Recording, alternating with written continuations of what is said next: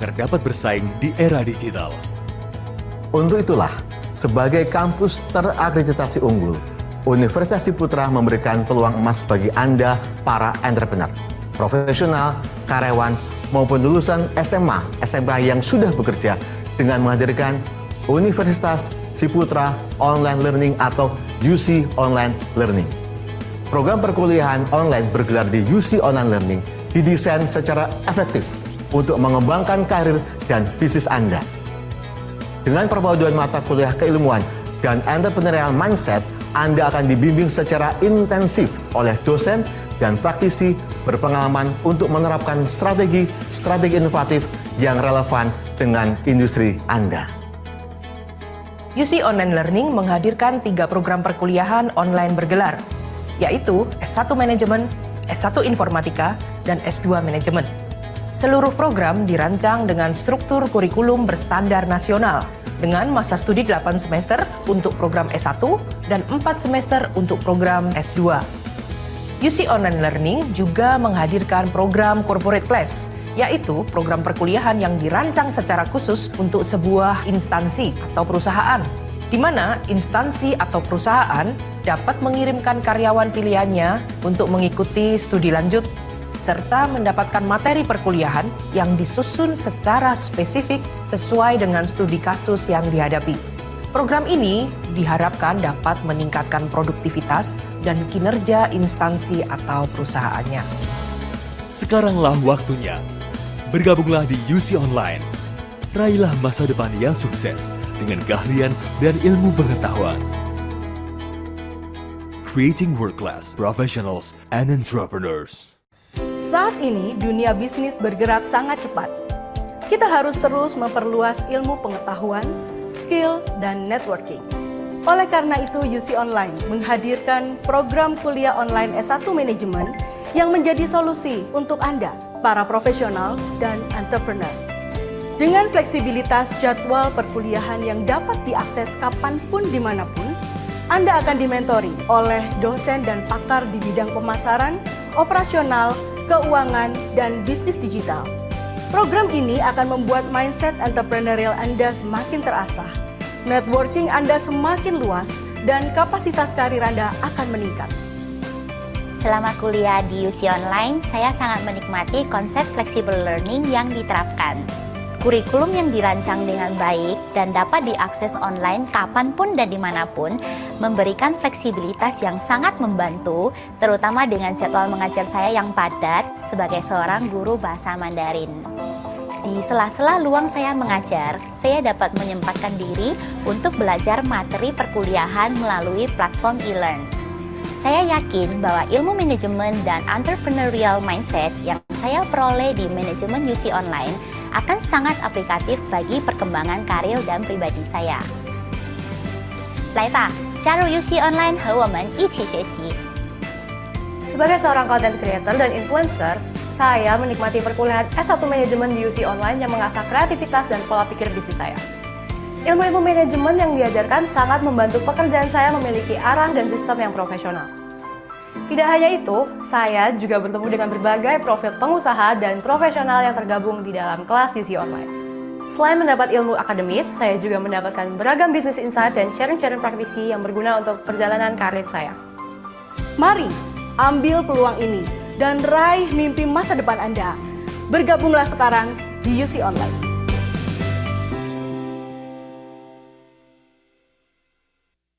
Bagi Anda yang ingin bekerja sebagai web and mobile apps developer, network analyst, data analyst, dan digital entrepreneur, atau Anda yang ingin meningkatkan keterampilan baru di bidang tersebut, UC Online Learning menghadirkan program S1 Informatika yang akan memperlengkapi Anda dengan berbagai ilmu pengetahuan, seperti algoritma, pemrograman web, pemrograman mobile, database, jaringan komputer, keamanan jaringan, sains data, kecerdasan buatan, dan masih banyak mata kuliah pendukung lainnya. Nikmati kemudahan kuliah online dengan waktu yang sangat fleksibel, permasalahan yang dikaitkan dengan aktivitas pekerjaan kita sehari-hari, dan yang pasti kita bisa kuliah sambil tetap bekerja.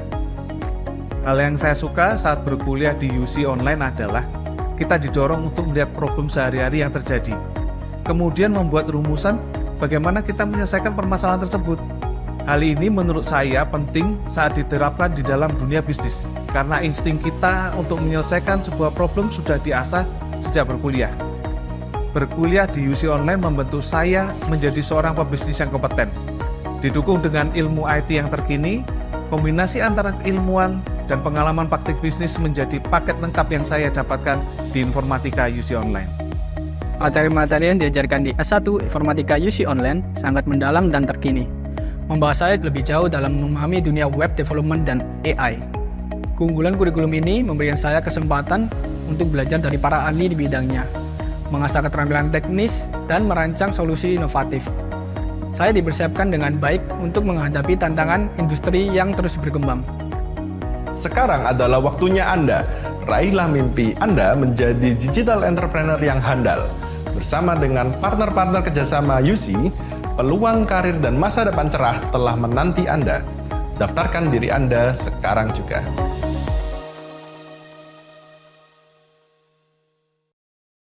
Bagi Anda yang ingin meningkatkan kompetensi, terutama di bidang Business Consultant, Chief Marketing Officer, Intrapreneur maupun Entrepreneur, sekarang UC Online menghadirkan program S2 Manajemen dengan sistem pembelajaran full online yang tentunya akan sangat memudahkan Anda untuk mengemban pendidikan di tengah kesibukan Anda. Terdapat 2 peminatan di S2 Manajemen, yaitu Strategic Marketing Management dan Strategic Service Management. Pada Strategic Marketing Management, pembelajarannya akan berfokus pada penciptaan strategi pemasaran yang disesuaikan dengan perilaku konsumen. Sedangkan pada Strategic Service Management, pembelajarannya akan berfokus pada penciptaan layanan yang prima dalam sebuah institusi sampai dengan bagaimana sebaiknya melakukan revitalisasi layanan dalam sebuah organisasi. Waktu perkuliahan UC Online yang fleksibel merupakan solusi bagi saya yang memiliki jadwal yang padat namun ingin tetap menimba ilmu di perkuliahan. Metode belajar mandiri, mentoring yang intensif, dan tatap muka online yang dapat di-playback memungkinkan saya untuk belajar di mana saja dan kapan saja. Kualitas dosen di UC Online tentu saja sudah tidak diragukan.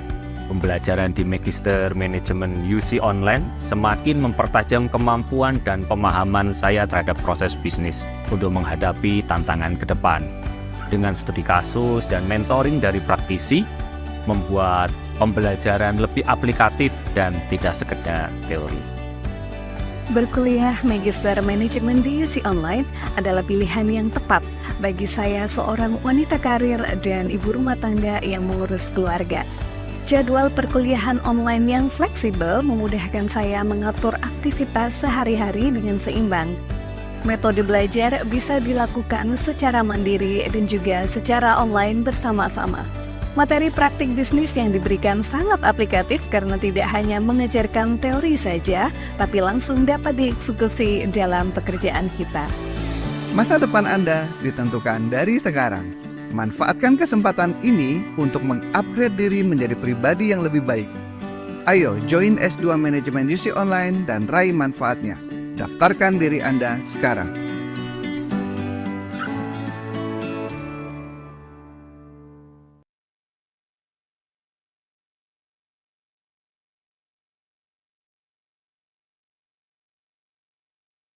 Good evening, everyone. Distinguished speakers, respected lecturers, college students, and all participants joining us today, welcome to the UC Online Learning Global Talk. My name is Vivi, and I will be your Master of Ceremonies for today's event.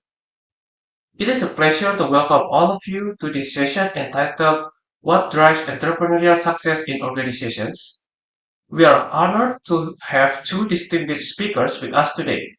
Our first speaker is Professor Dennis, a professor of creativity, innovation, and entrepreneurship at Universitas Ciputra, and our second speaker is Dr. Joseph, management lecturer at Universitas Ciputra Online Learning.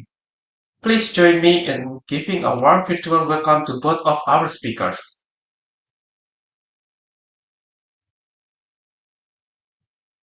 Before we begin, let us check the energy in the room. I hope everyone is feeling enthusiastic because we have an insightful and engaging session ahead of us. Thank you for your response. It is wonderful to see such positive energy from our participants.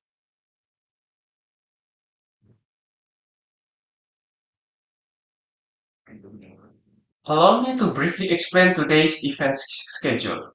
We will begin with the opening sessions, followed by the talk show, and after that, we will continue with the main lecture sessions where our speakers will share their knowledge and perspective on entrepreneurial success in organizations.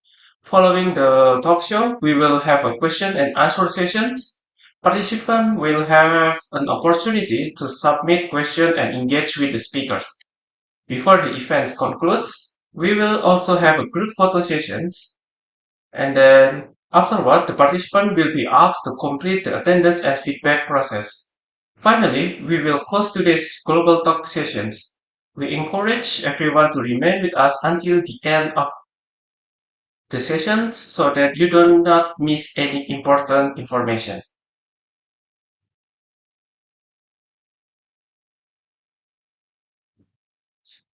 Before proceeding to the main sessions, please allow me to remind everyone of several important guidelines. First, regarding attendance and feedback, Universitas Ciputra students are required to sign in at the end of the event and complete the survey or in the CEDX. Please make sure that both the attendance form and the feedback survey are completed according to the instruction provided. And during the sessions, please keep your camera on and mute your microphone when not speaking. We also encourage everyone to actively participate in the discussion and question and answer questions. Most importantly, please maintain a respectful, professional, and conducive atmosphere throughout the event. For your Zoom display name, please use the required format. For UC students, please use your major underscore full name, and for the general participant, you can use your institution name and underscore full name.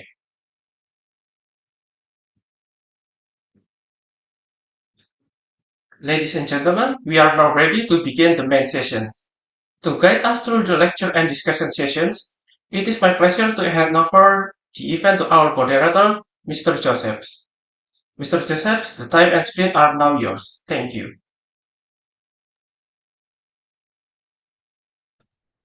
Okay, hello everyone. How are you? Maybe you can give a reaction.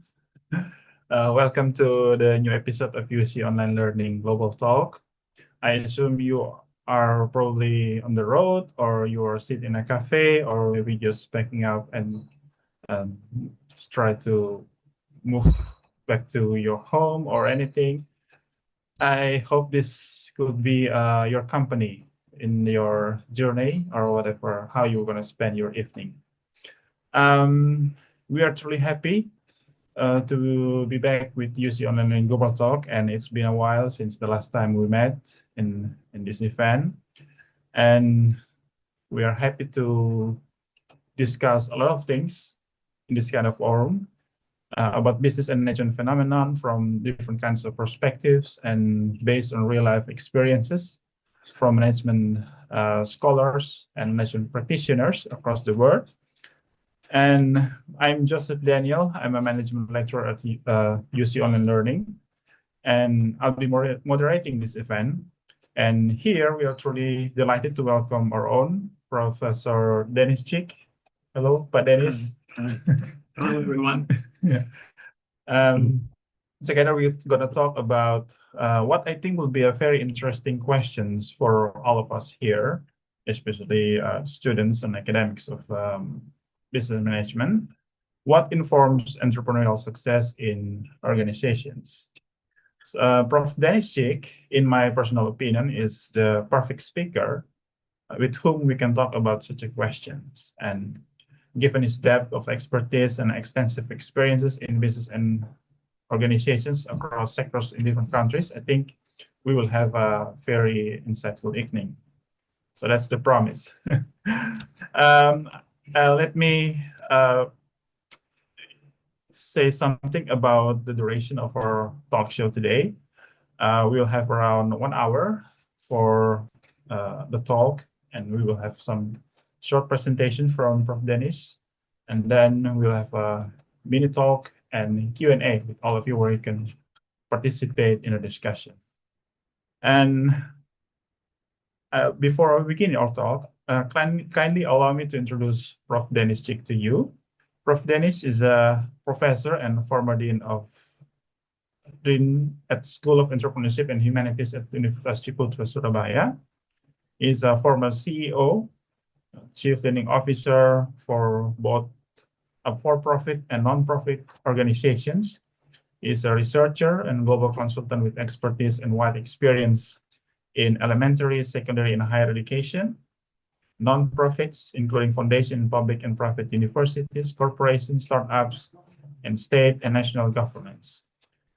He is a co-founder and essential contributor to establishment of 15 international and national organizations, including the International Campus Collaboration in Oslo, Norway, Asia Center for Social Entrepreneurship and Philanthropy in Singapore, and the US-based National Creativity Network, and Career Cornerstones.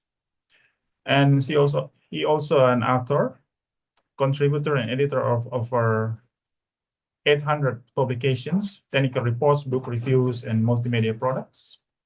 Service and editorial manuscript review boards for 23 peer-reviewed journals and 9 practitioner publications. Co-founder of Journal of Entrepreneurship and Public Policy, former editor of Journal of Technology Studies. So please welcome our speaker today. And it is truly an honor, Dennis, to have you with us today. And I hope this will be an insightful conversation and evening for all of us here. So let me dive to a key question here by Dennis. What informs entrepreneurial success in organizations? If we bring that question to Google and we try to search the answer for it, I think we will have a lot of different kinds of answers. We seek understanding here, and like what I said to you earlier, we would like to hear from your perspective and your personal experiences about these questions. So to start our conversation, how do you approach this kind of question? What informs entrepreneurial success in organization? What do you think about this question first? I think these kind of questions are difficult to answer because it depends what seat you sit in, what kind of glasses you wear, where you've been, what you've done, what you haven't done, what you've left undone. Yeah. And it also tugs at issues about how we think about organizations themselves, even what they mean to us, where we sit inside the organization. You know, originally, of course, a title was suggested that used the word driven. Driven. And I've never liked that word because to me that seems to suggest that somehow when you have some information in some form, it automatically tells you what to do. And you just need to go and execute. Whereas my experience tells me that the world is a very, very complex place. It's extremely difficult to navigate sometimes. And if you think about it like in orienteering, right? If you go into some place you've never been before, and you don't have a map, and you don't have a compass, and you don't have a GPS, that's kind of what we're talking about sometimes. Is this a question about worldview? It's a question about how we interact with the world. How we You can only know so much. You can only apply so much from your life experience, from your knowledge, from where you sit, from where you are, the people you've happened to meet along your journey in life. Some of those people have deeply influenced you. Yes. But sometimes later on you find out they were wrong about an awful lot of things that they influenced you in, right? Yeah. Okay. So when we think about entrepreneurial success, you know, that in and of itself is a big open question because there's two key words there, success and entrepreneurial. Yeah. And sometimes I think we put the word entrepreneurial too quickly in front of things or behind things without really asking ourselves, well, what precisely do I think about when I use that word in this context? So when I think about success, you know, how do you judge the success of an organization? Some people want to judge it just by numbers. How many people you have, how many people you reach, how many customers you've sold to. And who this kind of people. Yes. And whether you can talk about them in particular kinds of ways. And a lot of that is like a data-driven or data-informed conversation. There are other people who don't want to approach it from numbers at all. They want to talk about, yeah, but what do we want to be in the world? What kind of influence do we want to have on others in the world? Once we start going down those paths, we're getting into very difficult things to measure, very hard things to know with any degree of certainty. And yet, in many ways, those are things that are vastly more important than numbers. And we live in a society that has made numbers the driver for many, many things. And clicks, for example. You know, the number of clicks, somebody gets paid based on the number of clicks. Nobody knows that the other person on the other end, when they clicked at that particular instance in time, was actually doing anything important. Yes. But there was a click, right? And the world is filled with data. Yeah. But we're starving for information, which is not the same as data. And neither of those two things are the same as wisdom. Yeah. And so I often think, you know, we do have to sort of figure out where we are in the landscape. Yes. And sometimes you don't have ready to hand a compass or a GPS. You don't know precisely where you are. Yeah. Or sometimes, even if you had a GPS, it would be wrong in terms of where you actually are, right? If you're running a virtual private network, it's going to give you wrong information completely, but it's going to look very real and very accurate on your phone. So when we think about these things applied to the question about organizational success, a lot of that's going to depend on being clear about what we mean when we're in the organization. And that goes all the way from the top, all the way to, quote, the bottom of the organization. And this is not about only about the vision or anything. It's more about modes of being, like something more deeply grounded. Yes, I think so. I think it's to reflect on what we're doing and why we're doing it. I mean, we know 70% of learning or more that actually occurs is based upon the motivation of the learner. It has nothing to do with people outside the learner. Does that person want to learn right now what they're focused on? Or are they totally disinterested? If they're completely disinterested, it doesn't matter what I do. They're not going to learn, right? So the same holds true about our work, about the things we put our mind and our heart and our passion and our energy towards. If we're clear about why we're doing it, what we're trying to achieve by it, we are more likely to hit the target. There's an old saying that says, if you aim at nothing, you're sure to hit it. And sometimes that's the way people go through their work life. It's just drudgery. They show up, they put in their hours, they do whatever somebody tells them to do, but their passion isn't evident. Their energy isn't there. Their mind, who knows where their mind is, but it's certainly not on the task in front of them.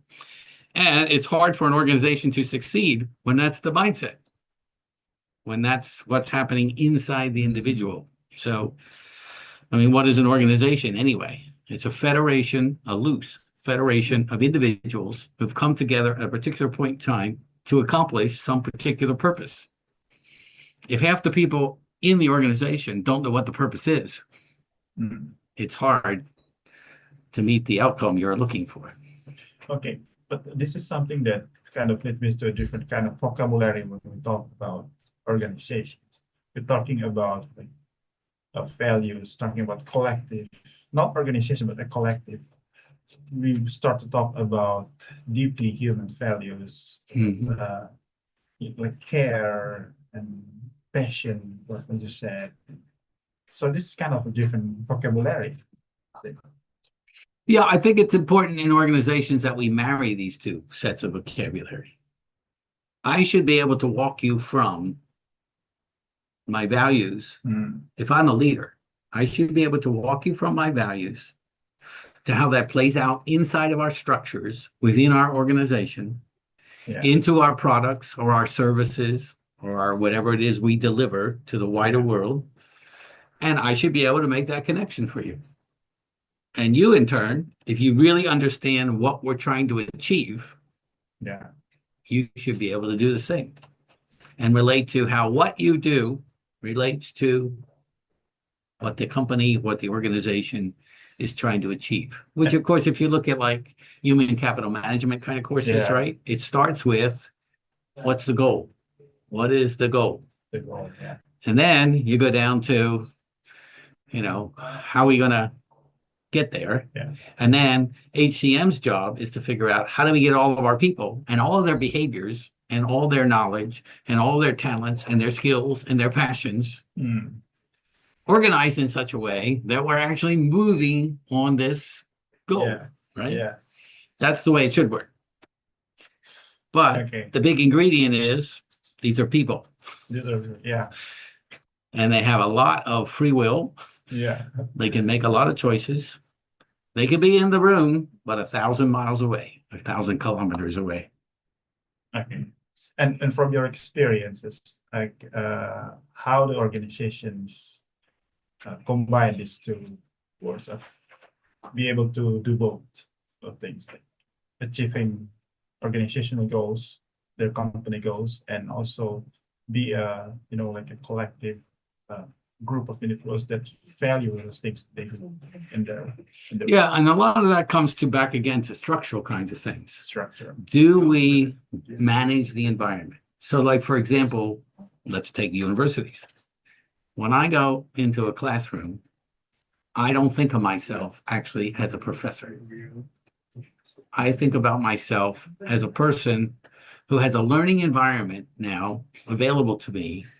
Yeah. And the question is, how can I manipulate, organize that learning environment in a way that's most meaningful to the learner and make it most likely they will learn what we're trying to achieve in this time that we spend together. Okay. I don't think of it as I'm the expert and I'm going to tell you everything and I'm going to dump out of my mind into your mind, not only what I'm going to talk about, but the way in which I talk about it. And we know that that's doomed to fail right from the beginning because you don't know what I know. I don't know what you know. And yet that's carried in the package of what I'm talking about to you at any given point in time. Whereas if I organize the environment differently, I will engage you in the task of actually learning the materials for yourself. If I've structured them properly, you will not just learn from me, you'll learn from your own experiences in the past. You'll learn from other people involved in the room with you in these kinds of tasks. And then we're in a co-learning space, which we use that word, right? But to me, that's what that word has to mean. It means you're really teaching each other and you're on a voyage or journey of discovery together. And I've set the parameters in terms of what are we focusing on. But often I give you great degrees of freedom as to how you get to the end point. Because we're different from each other. Some people will go find something to read. Some people will ask 3 people, often they're friends, as a beginning point, right? Yeah. And if I've structured the environment properly, most of you will make it to the end point because you want to go there. Want to go. Yeah. Yeah. Yeah, that's very interesting. That's very okay. Do you have something that I think you'd like to say to our audience? Maybe you're prepared. Yeah, I want to use a couple visuals to just present to you sort of a deeper background that animates or that informs my own decision making as a leader, as a professor, as a human being. And these are things we may not normally think about. So the one beginning point is to even say, well, what is education itself? So I like this definition. This comes from a long time ago, reasonably long ago, long before any of us were alive. And it's sort of a perverse dictionary. Perverse dictionary. Of various kinds of terms. And one of those terms is education. Education, we think we all know what it is, right? And it has to do with schools, often square rooms, often long periods of boredom, mitigated by free breaks and free time and some recreation or food. And that's education. And we've all been there and we've all done this. But this definition, that which discloses to the wise and disguises from the foolish their lack of understanding, to me has the truth in it that says, if you really learn something, it sticks with you. In some ways, it changes you, or it changes your outlook or understanding of something else. And not everybody gets there. There are some people who miss the point. They miss where we're going. And that's just a reminder to us that I think words matter a lot, as you've already noticed in this conversation. Yeah. Because communication is difficult. I'm trying to communicate things in my mind. Yeah. For you to actually take them into your mind and make sense out of them. And many times that connection falls apart in organizations, not just in educational systems, in organizations all the time. So this is hard work. And I had the privilege of working for Sir John Templeton, who was a very famous investor. And from him, I learned a very important truth. He was one of the best investors of his time. He was the Warren Buffett type of his generation. He would hold things for a long time. He would invest in what he determined to be something that would be of value in the future. He was the first investor in stocks to invest outside of the United States at a time where people didn't believe you could make money in the rest of the world. And he started out right after the Depression, and he bought what were called penny stocks. Literally, they cost 1 cent for one share, 1 US cent, which is 1/100th of a US dollar. And that's how he began. By the time he died in his 90s, he had personally accumulated a fortune that at that time was valued at $6 billion US dollars, which he left to charity, to his charities, to continue certain kinds of work into the future. But the interesting thing about his stock picking, one of the greatest stock pickers of all time, he was wrong 2/3 of the time. Yet he had the best analysts he could find. He actually had 2 teams working against each other who gave him research, and then he made the decision about where he was going to invest in things. But even with all that machinery, even with all that information, he was wrong 2/3 of the time. But very brilliantly right the other third of the time. And that's how he accumulated his fortune and made loads and loads of money for other people. But to me, that's a very sobering idea to say, many times we're more wrong than we are right. We just don't know it.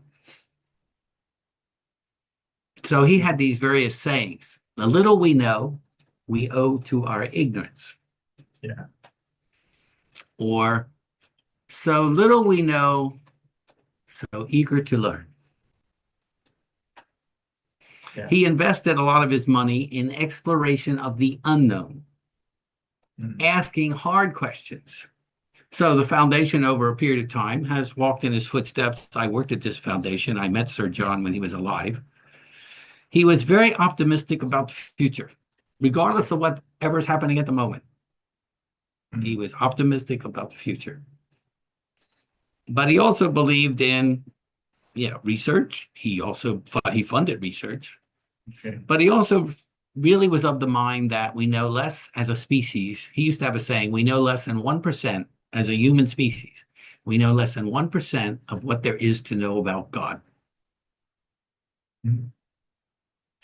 But if you really think about that, it's also true about biology. It's true about history. It's true about anything of any significance, real serious significance in the world. What we know right now pales, is really a pitiful amount of what we'll know in the future. So 99% of what we need to know or we can know is still in front of us. When you start applying that idea to an organization, or you start applying it to your own personal life, right? On the one hand, it's very freeing. On the other hand, Yeah, it's a little like, oh dear, can this be true? But if you think about the history of science always overturns what we thought we knew about the world, right? So this kind of orientation reminds us that there's also different kinds of knowledge. Different kinds of knowledge. Yeah. And when you think about an organization, when you think about yourself as an individual, some of the knowledge you have is anchored in a single discipline. Yeah. So you know a lot about finance. You know a lot about mathematics up to a certain level. Yeah. There are areas of mathematics you've never even heard of, right? Yeah. There are areas of finance very few people actually get to, right? Those people that do PhDs in finance, right? There are lawyers. Yeah. They practice with a bachelor's degree in law in most countries in the world. Some of them have a master's degree in law. Very few of them get a PhD in law. And then they know things in a discipline. It's kind of like a venture where you learn more and more about less and less till you know almost everything about nothing. But it's within a single discipline, right? Then in your organization, in your own life sometimes, you've used more than one discipline at the same time to make sense out of something, to understand something in a better way, in a different way. So you're using then multidisciplinary knowledge. You're drawing ideas, concepts, understandings from different disciplines, and they're coming together in the face of whatever challenge or problem you're trying to solve. Yeah. So sometimes in organizations, right, one department thinks, oh, it's a data problem. Another department thinks, no, it's a social problem, right? And someone else thinks, no, it's neither of those two things, right? That's an example where sometimes we come from a certain discipline and then everything, like there's an old saying that says, when you have a hammer, everything is a nail. Yeah. Right? Yeah. Even if it's a screw, very famous. a bolt, something entirely different. Even people, isn't it? Right. Yeah. So multidisciplinary knowledge is very important that we cultivate it as individuals, that we cultivate ourselves in that way. Then there's sort of a level that gets even more complex, and that we call interdisciplinary knowledge. No single discipline contributes directly to it, but it emerges out of solving a very difficult challenge or problem. And lots of people have to come from many different disciplines. So when we face the COVID epidemic, this is a perfect example. Yeah. No single discipline. You know, there's specializations in the sciences that were involved in this. There's specializations in the humanities that were involved in this, because you're trying to save the entire world's population from this pandemic that is wiping people out in droves. And you know, if you don't get a handle on this, if we don't get a vaccine and we don't get people to take the vaccine, millions upon millions of people are going to die. It was an interdisciplinary effort that produced in record time a couple of these vaccines and pioneered and invented a whole new area of medicine as a consequence. Because nobody had the knowledge, the full knowledge they needed within a single discipline, or even in a few disciplines getting together. It took a lot of effort around a lot of laboratories with a lot of people across universities from many, many different disciplines. And then it took people also, politicians and other people who had to be part of this too. And people at the grassroots level who could convince people in their village, yes, we should get vaccinated. Yeah. Right? So this is an example of an interdisciplinary project. And then there's sometimes there are things called transdisciplinary knowledge, which we don't even know precisely what it is. It's a problem so difficult to solve that we get to the end of what we already know how to do.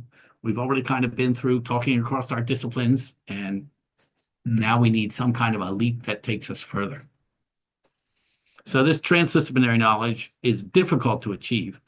If you go in very, very, very high performance organizations, you will find all four of these kinds of knowledge at work in those organizations. And there's different type of knowledge that's also playing out in that organization. So if you think about knowledge itself, certain knowledge, it's just stuff you know. You know it because you've been taught it, you've accepted it, you've understood it at some level, you've taken it into yourself, and you instantly know. Yeah. So most of us, that's the degree our major is in. We actually know something substantive right off the top of our head about that major. We have declarative knowledge. We know this, whatever this is. And that enables us to make sense out of lots of the things we're trying to do in our work life, maybe, or just in our personal life. Many times you do work in your work life, you didn't actually train to do it all in a university setting, right? And then there's certain sort of all-purpose kind of majors like law. Lawyers believe they can learn anything and work in any field, right? And they have a fairly high degree of success in doing that, right? They teach themselves a lot as they go, and they love to read. Yeah. Right? So that's declarative knowledge. Then there's procedural knowledge. That's how you do something. We graduate sometimes, lots of people from our universities who know that, but they don't know what to do with it in a concrete sense, right? So that's procedural knowledge. You're able to take your skills and routines, you know how to do certain things and make it happen, right? Then sort of at a deeper level, there's knowing why. Why is that declarative knowledge, in fact, true? How good is the evidence? How do I know? What is it based upon? And why do we think about it in that particular way? It's hard to believe, but at one time, there's all kinds of things people didn't believe. And there's all kinds of conceptual knowledge people still wrestle with and can't really accept. And that's a combination of experience and reflecting, thinking about this idea, this concept, trying to figure these things out. So like we were trying to do earlier, talking about leadership or entrepreneurial success. Two words, success, entrepreneurial. What are the underlying concepts behind those two words? Then there's epistemic knowledge, which is where I spend a lot of my time. And that's asking about, but what justifies us as thinking we're right about this? How do we know? What forms of study did we do to come to this conclusion? What kind of studies did we do? How long were they done? By who? There's lots of research about medicines that is done, paid for by pharmaceutical companies. Well, they have vested interest in certain answers that come out of that research. Sometimes the epistemic knowledge is actually wrong. But until we validate it, until we really critically examine it, until we evaluate it in the real world, you don't know.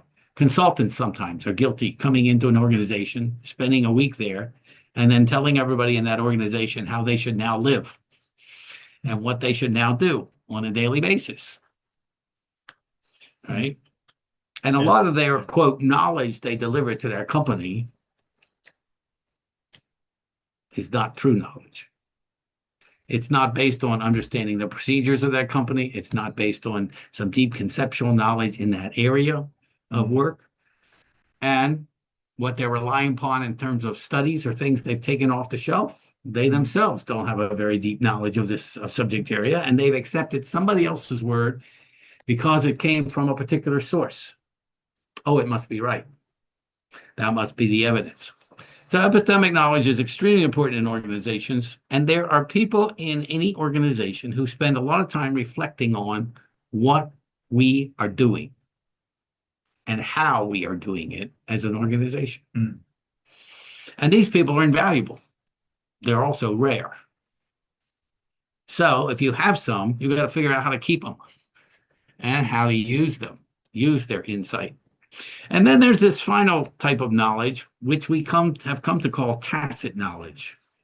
This wasn't really talked about very much in the past in precisely this way, although people had some knowledge about this even long ago. I have a master's degree in history, and I wrote a thesis about the Middle Ages in Europe, and about a certain archbishop who traveled across his bishopric continually across a 20-year period of time. And he made observations.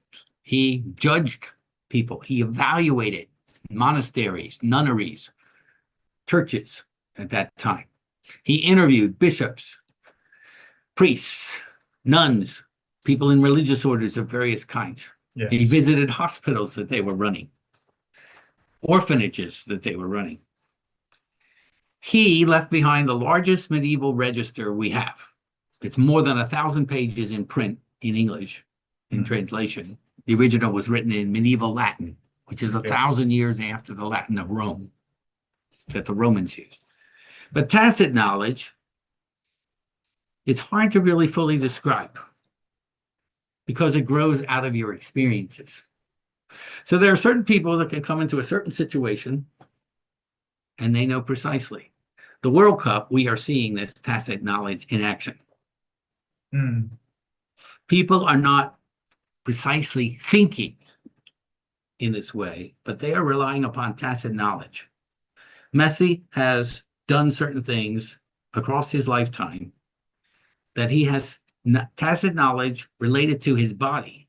And it's an integration between his body, his mind, what's happening in front of him in real time, and he has enough lived experience that he can read the situation instantly and know what to do, right? That's tacit knowledge. You can't precisely explain it. He can't probably fully explain why at any point in time he moved to this position, he did this particular thing, or he kicked off this particular kind of attack. But it's tacit knowledge at work. And tacit knowledge lies in every arena of human life. There's tacit knowledge, in law, where trial lawyers sometimes know with a particular judge in a particular case with a particular kind of configuration, this is what I'm going to argue. It doesn't come from any law book. It doesn't come from anything anybody taught them directly. It comes from their lived, embodied experience, standing now before a judge, because there's that bodily, visual, lots of things going on in that room that have nothing to do with what's being spoken, but they have everything to do with what's happening in that room. That's tacit knowledge. So if you think about every organization, if you're integrating or interacting with clients, with customers, with each other, even in your work environment, you're all bringing to your experience certain tacit knowledge. This is knowledge you've so integrated into yourself, you're not even thinking consciously about it. But it reflects and impacts how you think, the decisions you take, how you go about making those decisions, right? And how you share with each other. So, I made up this quote a year ago because I've spent a lot of time doing work that relates to thinking about the research that we fund, who funds it, how do we fund it, how do we know what to fund, how effective is it, and who does it reach when it's completed. And I'm sad to tell you that's a long story of missed opportunities and failures to sometimes convey things. And at some point, I'm either writing 2 books or a whole series of articles with about 5 other people working on this project together. But I thought about this one day because I like alliteration. So I started thinking about, we know, of course, some research is outright fraud. It was fraud from the beginning, right? And the data is made up, or the data was fiddled with in certain ways. But I thought about this also in that when we create knowledge, we're always doing it in some kind of a fraternity, a set of people who are in the same field or doing the same sort of thing, and we co-produce the knowledge. And it's a fraternity. I like your work. Oh, you like my work, right? You cite my paper. Oh, I cite you. And it turns out lots of people cite each other because they know each other. They're part of a network, an international global network, maybe, or a national network. They cite one another. Then there's fads. At any given point in time, if you look at any body of literature, there's certain things that are in vogue and everybody's talking about it. Right now, AI is a fad. Everybody's using the word. People that are writing something that has nothing whatsoever to do with AI are putting the word AI in their papers, in their presentations. Because they know if they don't, they're not going to get funded, right? That's a fad. Fantasies. These are just outright sort of things. And then there's what turns out to be foolishness. We've always tried to solve certain problems in science, and people announce, I have it. Fusion. The list of these things is long. Cold fusion. There's a group of researchers at the University of Utah. They announced to the world they had cold fusion, and it actually worked. But nobody else could replicate the results. It ended up being foolishness. So I call these the dreaded 5 Fs. Fraud, fraternities, fads, fantasies, and foolishness, which is an accurate story of the history of science. But we only see this over time. You don't see it often at the time it's happening. Okay. So when we think about organizations and what can we bring to the organization in terms of useful knowledge, truthfully, some of the things we're going to bring you from the academic community are going to turn out later to be frauds. The result of fraternities where they convinced each other that they were right about this. It's a fad of the moment, and they got carried away with it. I mean, like the number of papers that are getting published right now around entrepreneurial leadership. Okay. It's a big thing now. You use the phrase, you throw it in your title, you throw it into, the things you're writing about. What does it actually mean? Well, it turns out nobody knows, right? And there's many, many different versions of this. Clearly many different working. There's social learning, there's social cognitive learning, there's social exchange theory, there's social information processing approaches, there's resource-based reviews, there's dynamic capability, there's upper echelon, whatever that is, right? So you got all these different kind of theories, notions, frameworks, models, and much of it is going to lie on that heap of history. It's going to one day get discarded because we're going to find out it wasn't so. Yeah. Right. But we press on. So Paciputra, this is worth saying. Paciputra believe we need sustainable innovation in our organizations if we're going to make it to the future.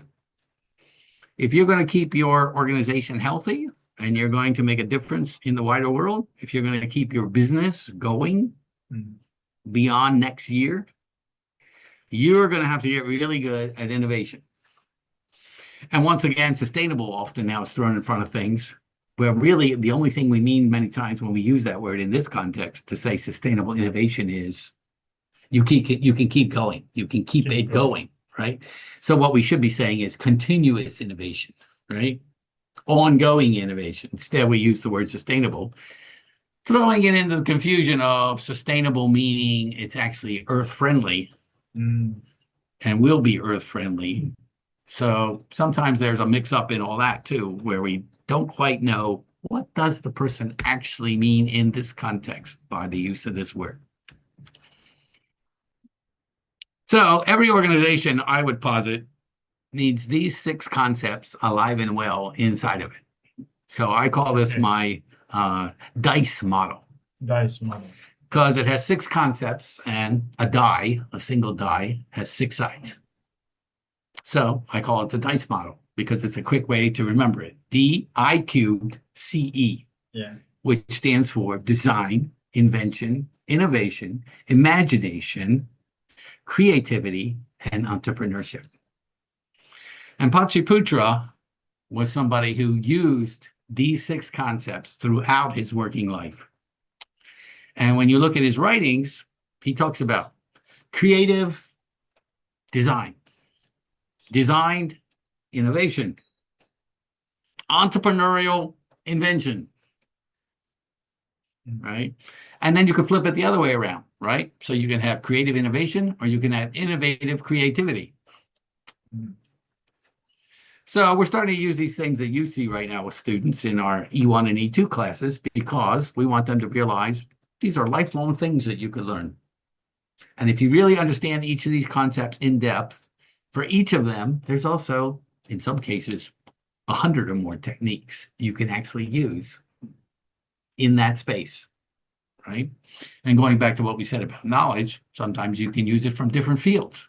Yes. Sometimes you can use it across fields in an interdisciplinary kind of way, where somebody brings in this idea, somebody else brings in this technique, and somebody else adds this to the mix, and before you know it, you've made real progress on what you're trying to do or what you're trying to achieve within your organization. So you'll be hearing more about that in UC and outside of the UC. This is the last visual I leave you with, but this is all sort of an undercurrent of things, sort of epistemologically, things I think about in terms of knowledge and how we organize it and how we retrieve it and how we utilize it. So Queen Margaret University, which is in Scotland, named after Queen Margaret, they came up with this idea some years ago of how do you show people how complicated doing a startup actually is. And in this case, it's a business startup they're thinking about, but with a little modification, you can make this work for other things, including organizations. And what I like about it is it shows on one page all the different stops you probably need to make. In some cases, you'll be a short stop. In other cases, it'll be a long stay. In some cases, you'll have to go back, like you can do on a subway system. You realize there was something you left at that last stop, or you realize there's something you didn't get that was at that stop, and now you know you need it. So you're going to go back over there again.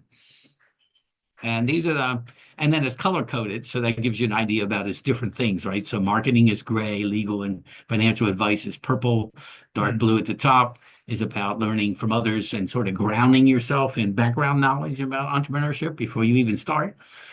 And then I took the two arrows and connected them in the middle when you got to your final destination, either because your business doesn't survive and you got to start all over again, or you now realize you need to switch into a new business because the market, you foresee the market is drying up. And now you know you got to do something different. And that will take you back around to some stops you need to make along the way now for this new business you're trying to do, right?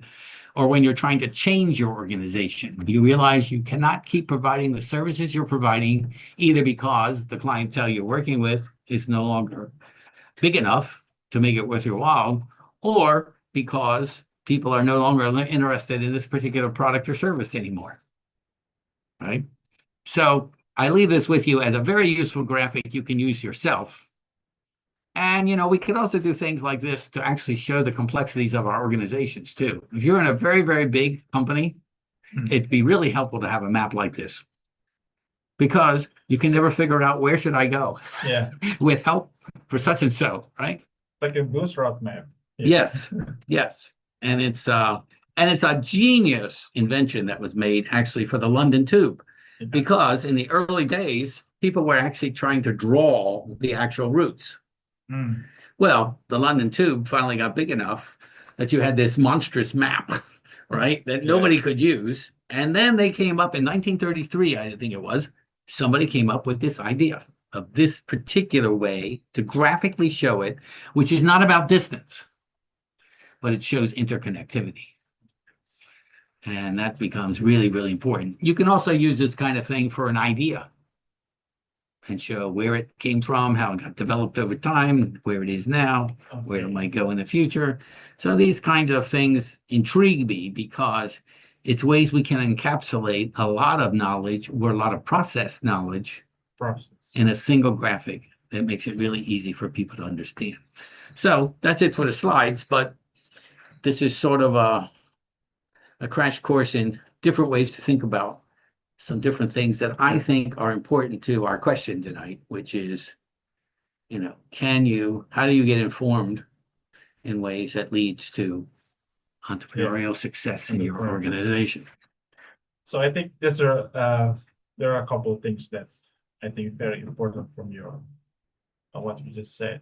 Like first is the element of temporality organization, how they develop across time, and what kind of truth, what kind of knowledge that they gather along the ways, and how they use their knowledge.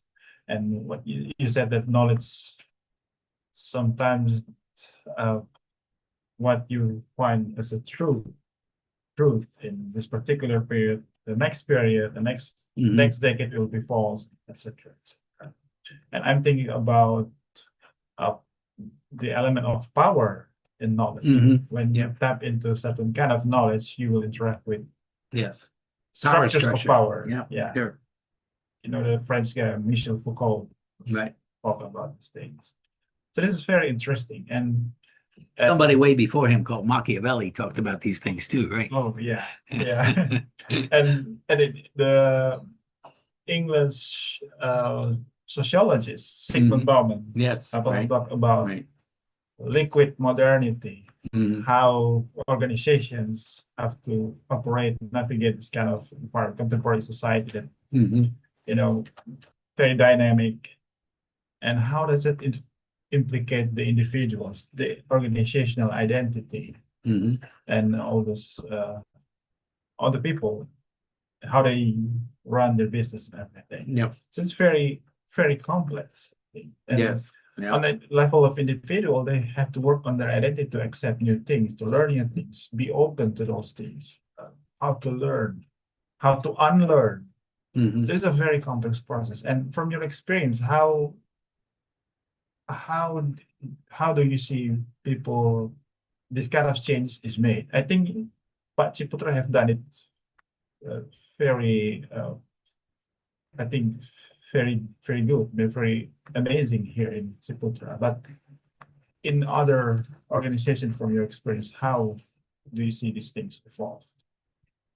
Well, we're certainly in a time period where a lot of what we used to do, or a lot of the methods we've used, or a lot of the ways in which human beings in that organization have interacted with each other are changing, right? Changing, yeah. Organizations, of course, today are much flatter, or should be much flatter, than they've been in the past.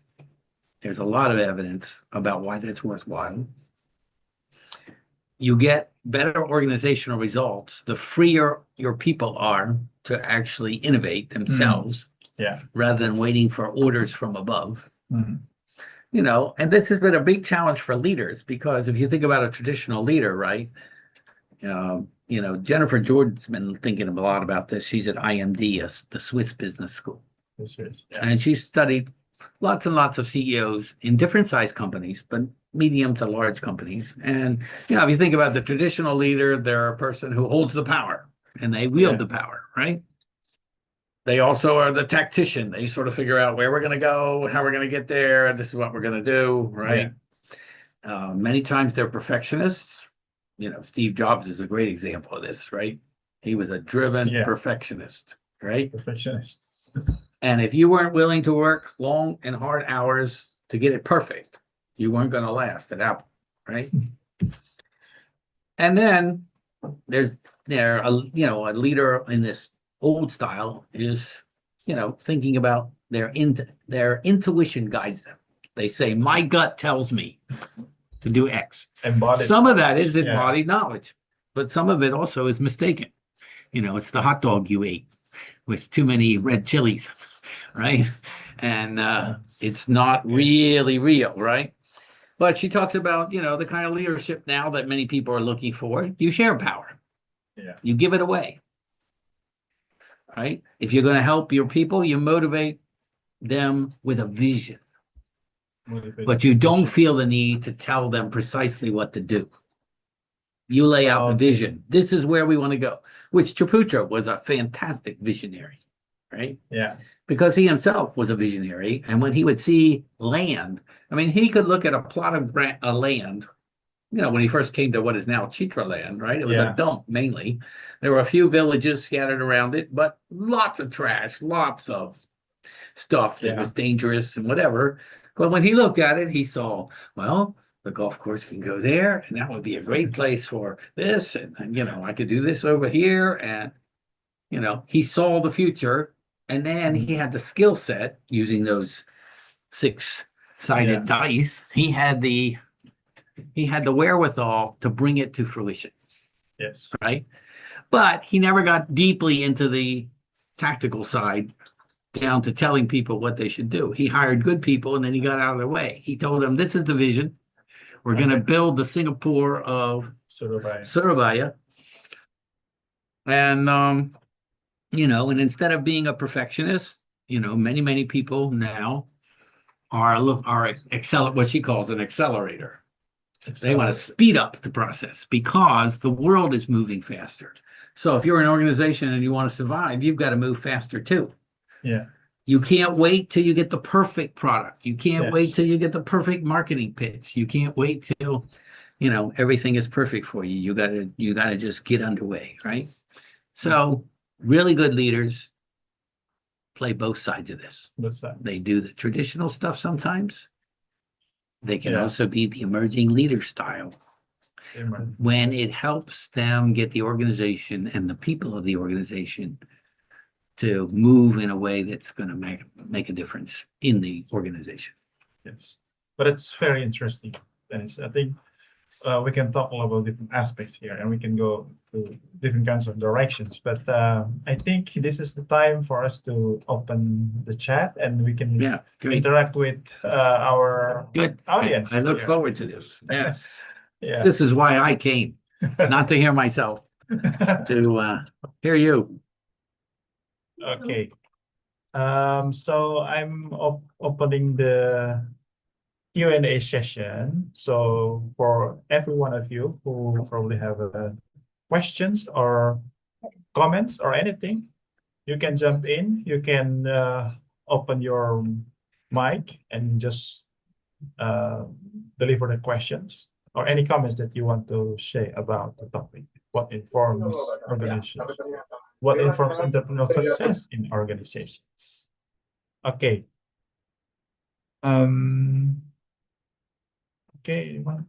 Okay, we already have a question here from Mr. Theophilus.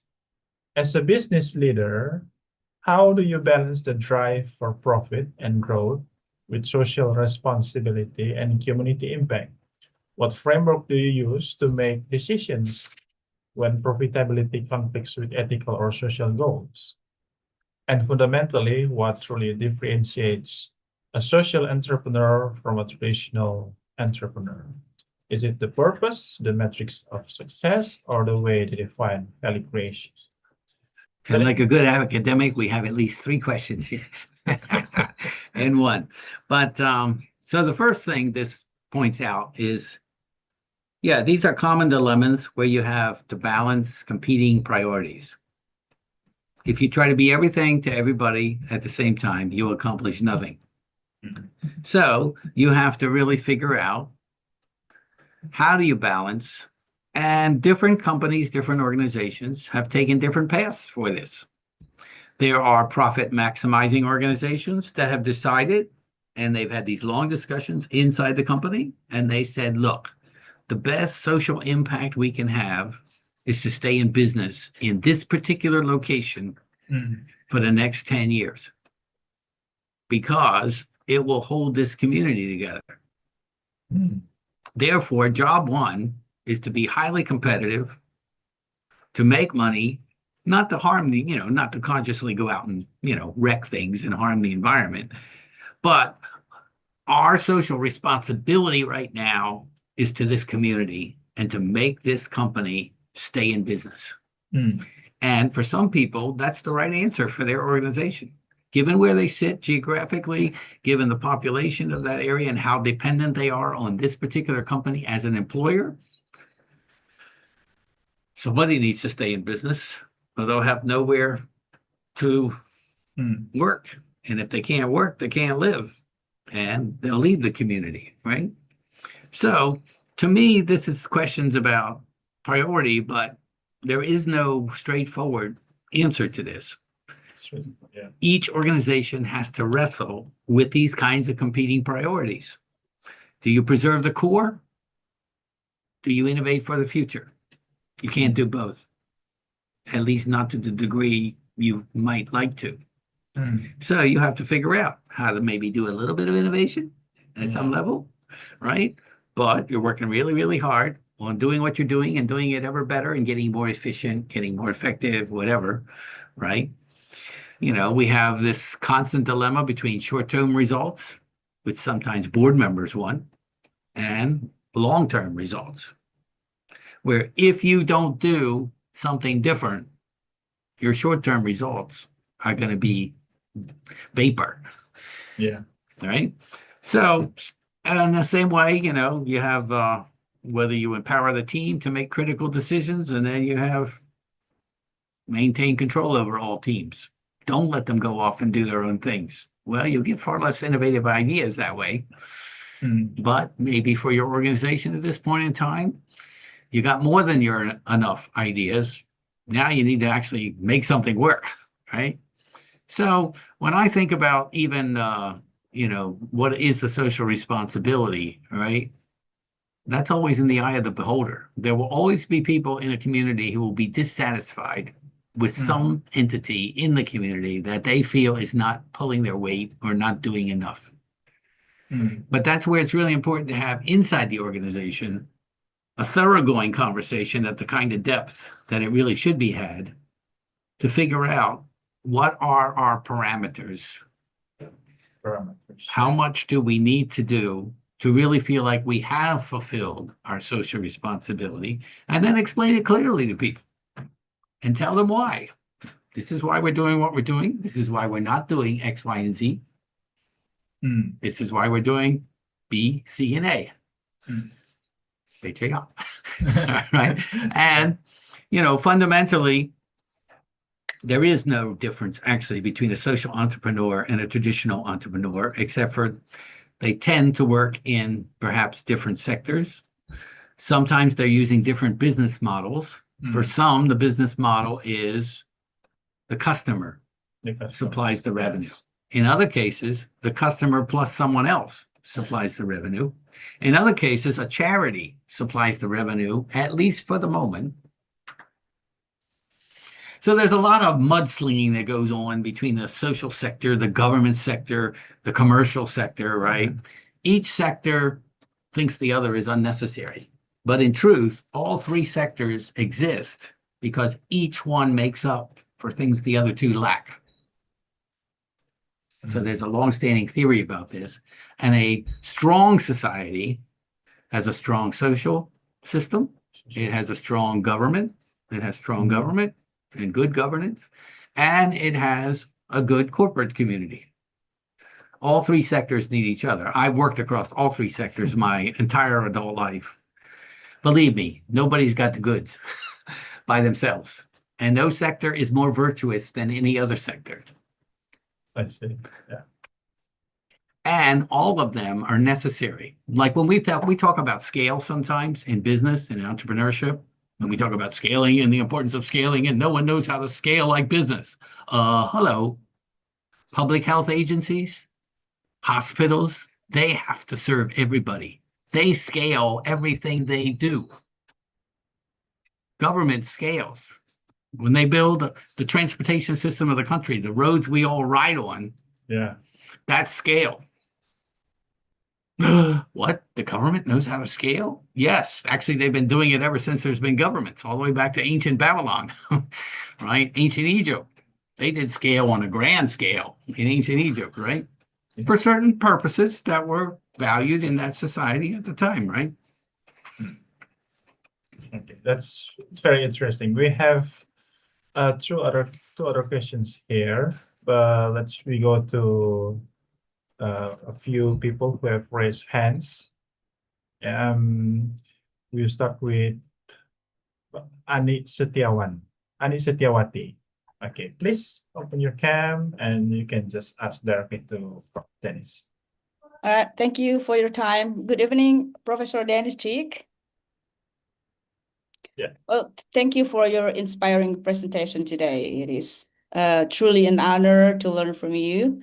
Well, my name is Anik Setiawati, and I was currently pursuing my master's degrees right now in management at University Ciputra.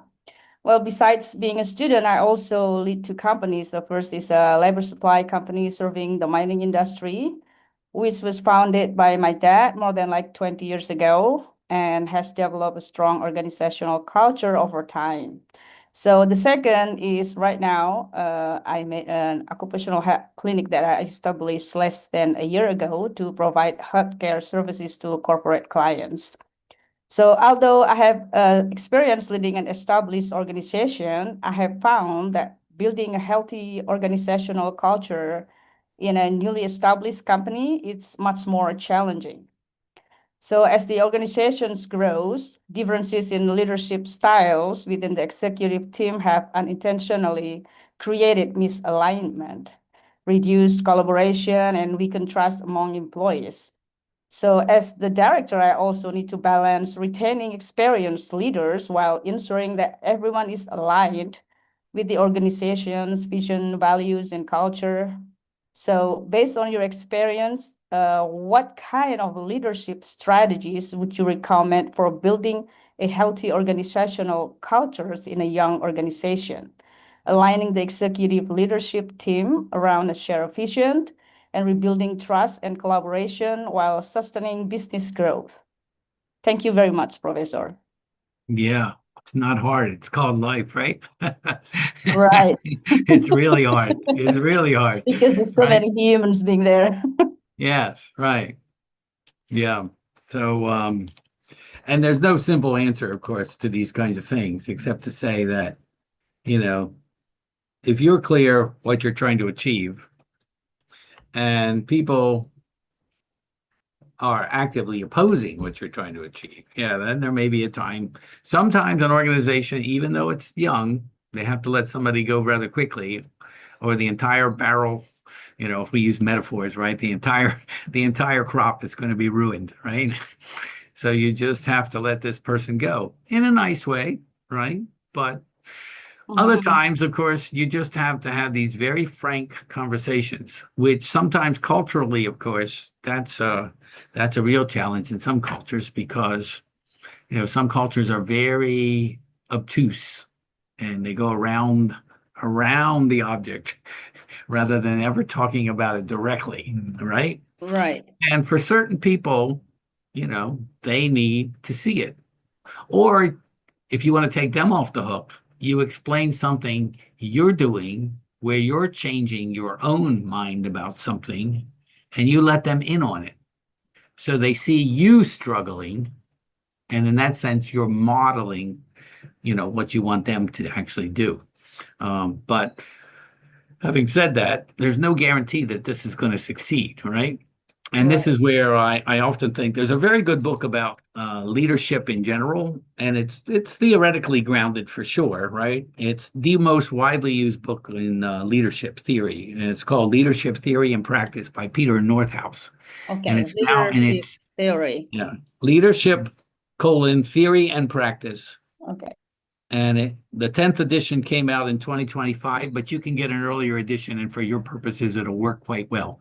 And it's cheaper, much cheaper, because it's been a widely used book. So you can find lots of used copies of anything from the 7th edition onwards. And I would say that's far enough into this that it'll be useful for your purposes.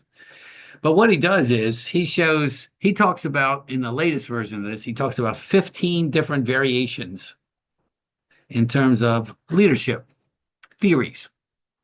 And I liken this to there's the theory and there's the action. So I think of the action as glasses. And I think of the leadership theory as a hat you put on. And a really good leader takes a book like Northouse. You sort of begin to understand the different approaches you might take to any situation or any individual. And you have hats and you have glasses. And you want to figure out what hat should I wear or try, and what glasses should I use? And I use the word glasses because you can use different kinds of glasses for different purposes, right? You can get some glasses that enable you to see in the ultraviolet. You can get a mono glass that is uniform across it, right? You can get bifocals. You can get trifocals. Now, of course, you can get these integrated, where every single part of that lens has the short, the middle, and the long distance embedded within it, right? So I use glasses because to me it's a metaphor that helps us think about this. There are certain people where there's a certain style you should use, and there's a certain way you should approach them. And if you put those two together, you greatly increase the chances. Too many leaders fall into a trap of they have 2 or 3 sort of tried and true techniques they use, and then they try to use them for everybody. So one of the challenges is to figure out which hat do you need. And if that hat doesn't work, just take it off, pick up another one, try something different, right? Or sometimes just ask the person, directly. You know, I seem to be having some difficulty. I feel like I'm having difficulty communicating with you. How would you prefer that I communicate with you? Now, if they say, don't ever tell me what I'm doing wrong, or don't ever talk to me about the X, Y, or Z, that's probably a person you need to let go, right? They're not going to grow with the organization. And it's very important for you that they grow with the organization right now, because if you don't grow, you will no longer be an organization, right? Right. So sometimes, yeah, somebody has to go. In the same way, sometimes with startups, for that startup to thrive, one of the founders has to be let go and pushed out of the partnership. Or Because maybe people, changing the, I'm sorry, no, go probably ahead. changing the positions, or, you know, a different uh, description of, I mean, job description. So it's gonna fix the alignment. It's gonna be work. Yes, right. That's what, Sometimes you can move them elsewhere. Yes. yes, Doing that's something what I'm else. trying to do the first step, but Yep. I have no idea. I hope this time is going to be work though, because what the important thing is how to make the business growing instead of having some issue with the internal Right. system in Right. there. Yeah, and sometimes, I mean, I had to have a chat with one employee once, and I told them, you have 6 months to fix this. And I'll help you, and you can come see me whenever you want. But 6 months from now, we're not having this kind of conversation again.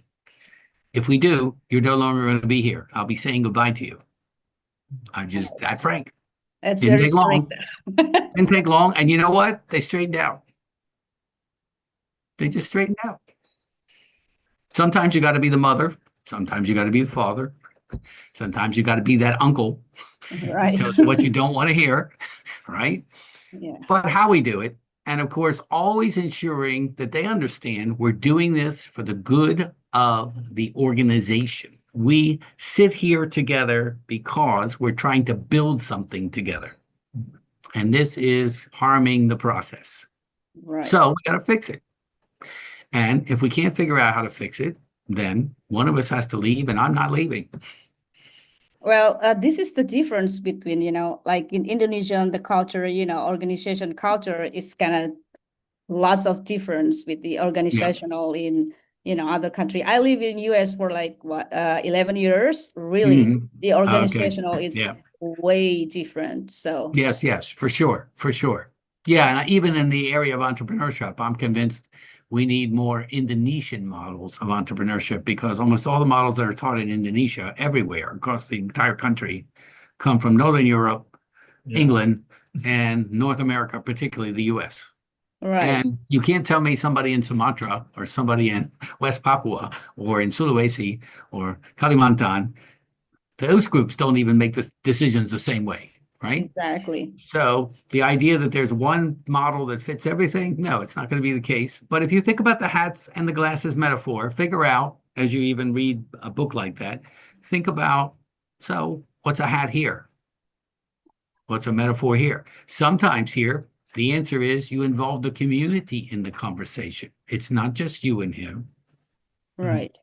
It's a group of you sitting down together who are all leaders, and you're having a conversation about the issue, but not maybe specifically about that individual. You're talking about the issue and getting everybody collectively to focus on the issue and how to problem fix solve it. together. What is the way forward? Okay, it sounds great, Professor. Thank you so much. I think somebody else is gonna asking questions too. I'm not gonna take all your times. Thank you for your time, Professor. I Yes. appreciate it. All the best to you. I sympathize. Been there many times. Thank you. Okay, thank you, Bu Ani.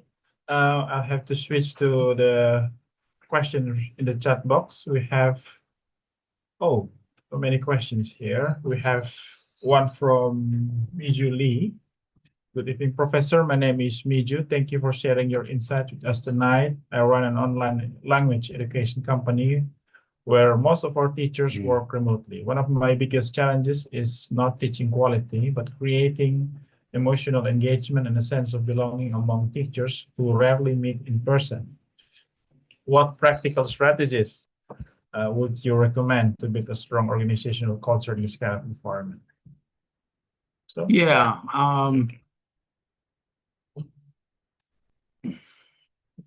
I don't know that there's not an easy answer to this, I would certainly say, having gone through COVID as well, and where all of us were in these environments all the time. And I actually have a lot of involvement with online and distance learning. I'm co-editing a volume right now about online and distance learning. But I think we have 90 submissions or something, and we're only going to take 30. But when I think about remote work is lonely work. And there are some books now that have been produced about how do you deal with a workforce that is fully remote, and how can you build these kinds of things. And so if you send me a message to my UC email, try to run down some of those. I actually have a lot of electronic books, and I might have even a book or two I can send you that might prove helpful. But there are techniques that can be used. There's also, of course, then, other things you can do where you do celebratory things together, or like you read a common book together and you meet at a certain time. And this has to be very short, has to be very focused, but you just meet together and you're talking about that chapter of the book. Or there's even other things where there's like a 2-page meditation. If you think about it, like in religious settings, there are these daily devotionals. Yeah. Well, there's devotionals also that are not religious in nature that take up issues or ideas in education or in thinking or whatever. And so, if you keep the reading short, that increases the likelihood people will actually participate. Because if you make it too long, very few people are going to have read the chapter. That's just the way it is, right? Even teachers, sad to say, but that's what will happen. You can also do things where you do some kind of a raffle at a distance, or things that just build interest and enable people to laugh together and do something together. But I think it's a real problem. It's a difficult problem, and it requires some effort. And maybe there's somebody in the group you can pay extra to take charge of that, where they actually have to come up with things and organize them and convene them. And it's part of their job responsibility, but you also reward them in some way, rather than it all just falling upon you all the time, right?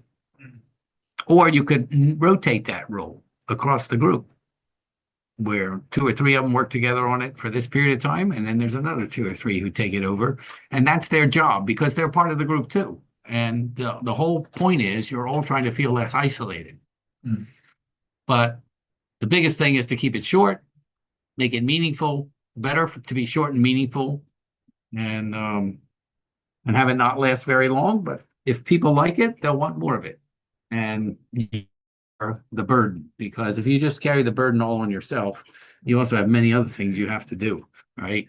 So you have to make this a group problem because everybody's feeling it, and figure out what you can do. Yeah. Okay. Thank you, Major, for your questions. And I'd like to switch to Bu Dila. Dila from Master of Management. Bu Dila, you can open your mic and just... Yeah, thank you, Pak Joseph. Hello, Professor Dennis and Pak Joseph. Thank you so much. My name is Dila, and I am currently pursuing my master degree in Master Management, Universitas Ciputra. And I'm so sorry I cannot turn on my camera now because I'm at home now. At least you weren't driving. It's the students who are driving that worry me. No, because I'm wearing a house dress, so I'm so shy if I have to turn off my camera. It's really interesting for me to discuss about the entrepreneurship in the organization. And I would like to ask, from your experience, Professor, and maybe Pak Joseph as well, what is the biggest challenge for young professional when they trying to act entrepreneurially in organization? So maybe, for example, many young employees, probably they have innovation ideas but feel afraid or like constrained by hierarchy structure. or fear of a failure. So I'm wondering, how can organization address this? Yeah, that's my question. Thank you. Yeah. First, more of us as leaders have to talk about our own failings and our own failures. If you want other people to not be embarrassed, you got to be willing to embarrass yourself. Yeah. And I've often stood in front of a group and apologized to the entire group for something I did and explained why it was wrong and what I learned from it, and why I'm not going to do this anymore, right? So, that kind of openness can breed openness on the part of others. And let's face it, everybody has fear of failure. But fear of failure is how we learn to walk, at its very simplest. And babies aren't very good at feeding themselves either. When you first give them a knife or fork, they miss their mouth half the time, right? Takes a while till they get the hang of this, right? So right from the very beginning of our lives, we've learned through failure. And, as I've explained earlier, right, the history of any discipline is a history of failure. Whether it's history, I don't care what the discipline is. Our ideas change over time, in part because many of them were half-baked when they appeared. Some of them were not even baked. They were fluid at the time. And, there's a lot of nonsense even today that gets published or gets, these days, of course, because of endless self-promotion, it gets promoted all over the world, and it's totally wrong. It was wrong when it was first concocted, and it just travels. There's a certain unnamed individual I can think of in my country who does a lot of this, right? And, and out it goes. So I think it's something that has to be modeled, and sometimes you can incentivize it, and you can run a competition where the submissions are anonymous. You can also do this fun activity where if you really want to open up people's expertise within your company, you can have a competition where each person has to explain in a little bit of detail a problem they're facing that they don't know how to handle at work. And it's anonymous. And somebody else either can talk about their solution to the problem, or you can do a party actually where you get face-to-face. Everybody in the room doesn't know who wrote the problem that they need help with. And somebody in the room volunteers to help that person with the problem, but they don't know who it is. And the person who actually wrote the problem now can decide personally, do they want to go talk to that person or not? If they don't go talk to them, the person will just never know who the person was. If they do go talk to them, they'll get maybe some of the help they were looking for, right? But you don't force people, to do it. You keep the person anonymous. Okay. You can also do that, by the way, to raise money or to do other things. Like you have an unsolvable problem and you get a group of people together in a room. Everybody brings their problem. You put it in a hat. It's randomly drawn. Everybody knows what their own problem was. Then if somebody says, I can help you with that problem, then you have a break time after you've done this trading round, and everybody has marked the person who they know has their problem, said that they had a solution to their problem, and they go and talk about it. People have gotten some wild help, that they never thought they would get with something they were trying to accomplish. So I do this with entrepreneurs too. And you get a bunch of entrepreneurs in a room, and they each bring their problem of the moment, and then you decide whether you want that person to help you or not. But nobody will know it was you if you don't go to them either. So it's a low risk way to get a lot of problems out in the open. And the first thing that does for everybody is help everybody see, oh gosh, I'm not the only person who is having these kind of struggles. It turns out we're all having these kind of struggles.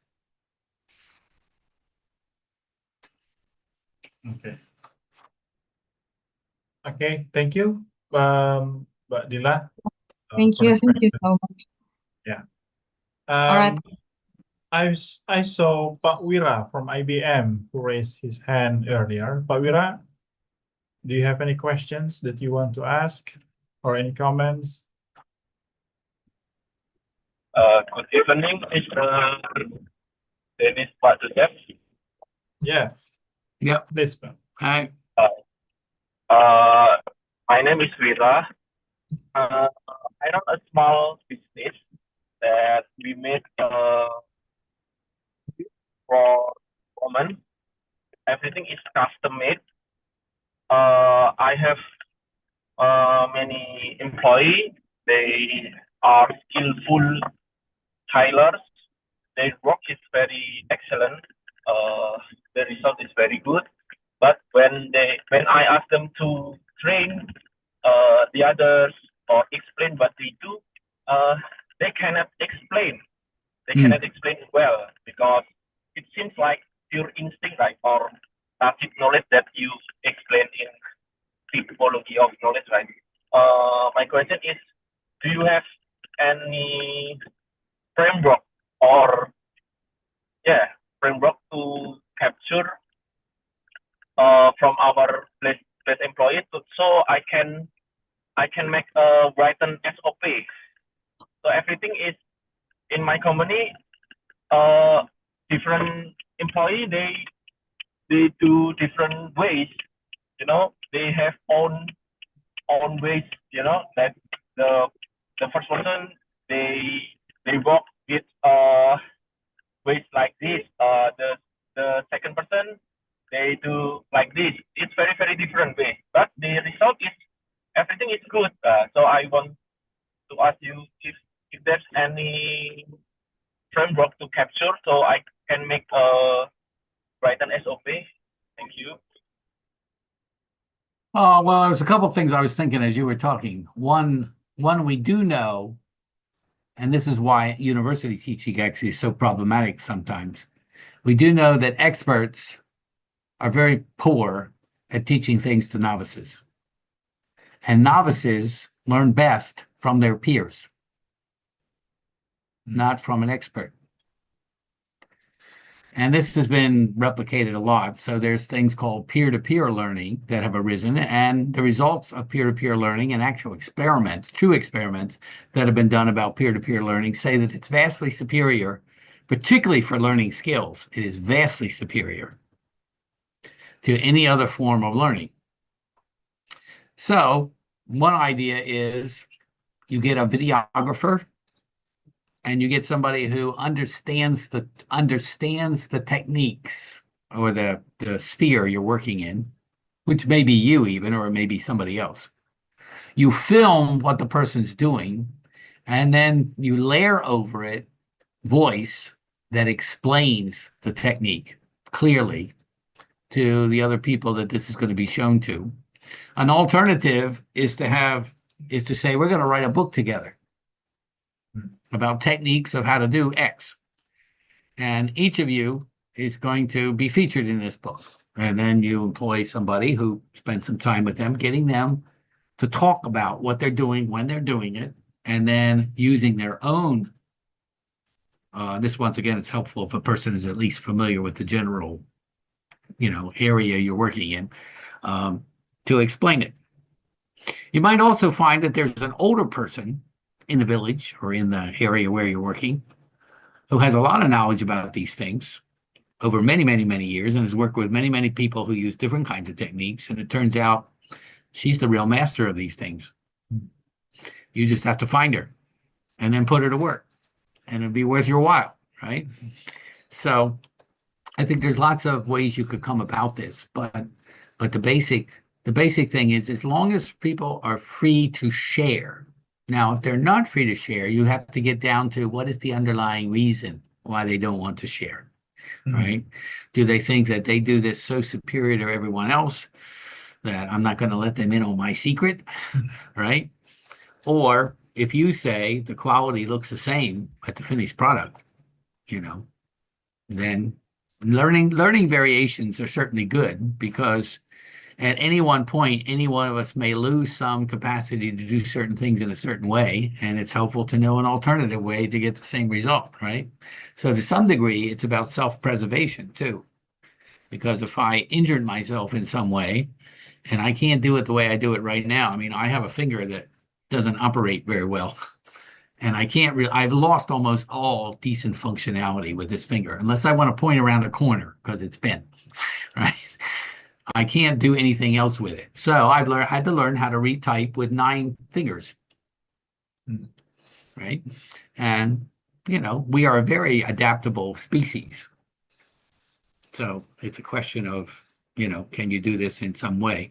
Or you have like a speed competition, for example, who can do something the fastest and do it well.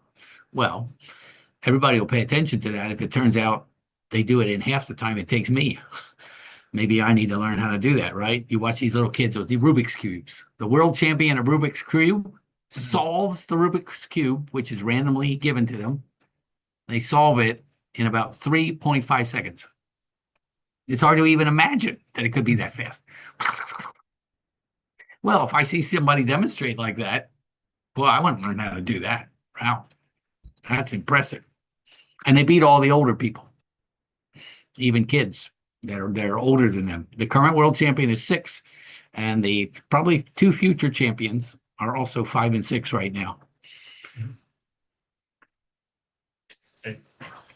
Okay, thank you, Pak Wira, for your question. And I think there's a lot of things that we can discuss, but I am a bit concerned about time here. We are restricted by time, so I'm going to go to the 2 questions that we have left in the chat box from Kurnia Arum and Ibu Elizabeth.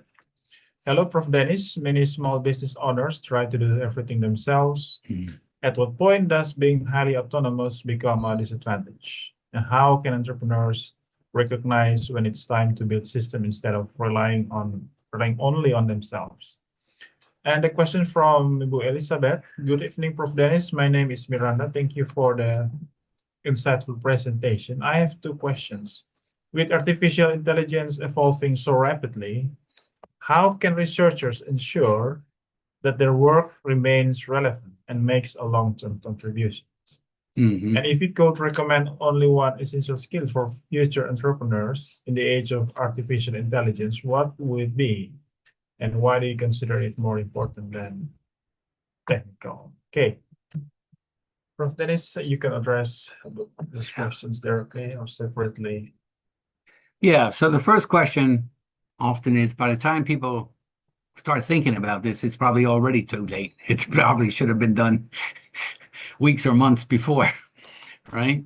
I mean, when you're dragging yourself out of bed every morning, right, or trying to find a bed at night, or just collapsing into anything that's nearby that doesn't move, right? You're probably there already, right? So, you know, it's difficult. It's difficult, especially if the margins are tight and the business is not making a lot of money, right? It's difficult to, and this is why often I think we don't spend enough time with entrepreneurs really explaining what it's actually going to mean. We make it sound glorious, when actually it's not glorious at all. It's lots and lots and lots of hard work and long hours to do something successfully. So, you know, sometimes people have formed collectives. That's been one way they've addressed this issue. And there's certain things then that they can go to, they can't hire somebody themselves full-time. But if 6 of them go together, they can hire a full-time person to do something that relieves all of them of some portion of their time every day that's spent usually doing drudge work, something they don't want to do anyway, right? So collectives are a great way that you can get help in that regards. And particularly smaller businesses, many times they have established it themselves, because if you go to somebody else who's already established it, they're going to charge you more money.